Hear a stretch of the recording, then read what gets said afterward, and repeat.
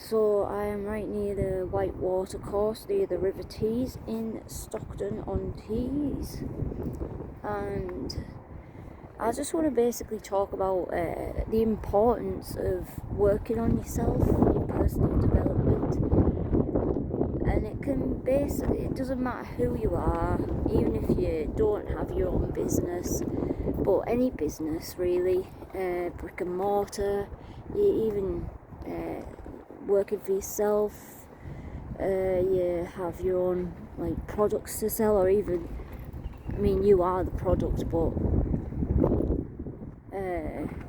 even if it's like an online business, or even if you're just stepping into a manager role or a CEO or something, it's just really important to work on yourself, because if you don't investigate things I want to basically jump into self-sabotage, because things where you're sabotaging yourself can really mess up how you run your business. It can really cause problems in your decision making. There'll be fears there, and it's just not good. You need a logical mindset most of the time. And so I think there's about 6 or 7 self-sabotaging traits, but I just wanted to jump into a couple of them. And one of them is basically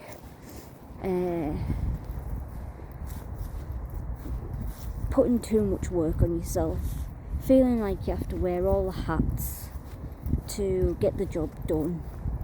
Maybe it's because you just don't want to spend too much money setting up a business, and you've still got uncertainty around whether it'll work or not. But when it comes to things like writing, such as blog posts, you can certainly do the drafts and send it off to someone, in a company that, such as Fiverr, that offer to write out a blog post. They'll write it in the correct style for your target audience, etc. So that's one of the things. And there's another one that is catastrophizing. Like, if you get negative comments on something, for example, that you're selling, and you as a business, you as the person running the business, it can really damage your self-esteem and put fear into you.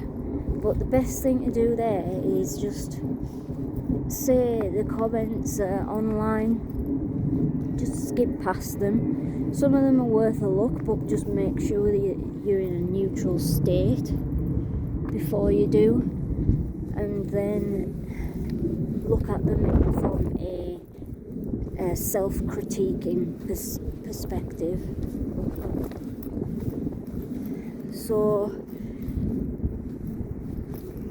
that also ties in with emotional resilience and emotional intelligence, and you really need to work on your emotions, basically, because you could even make decisions based on your emotions rather than the logic behind it, and looking at all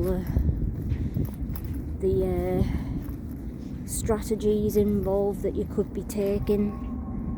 So, and also with emotional resilience, if, for example, you tend to whinge a lot.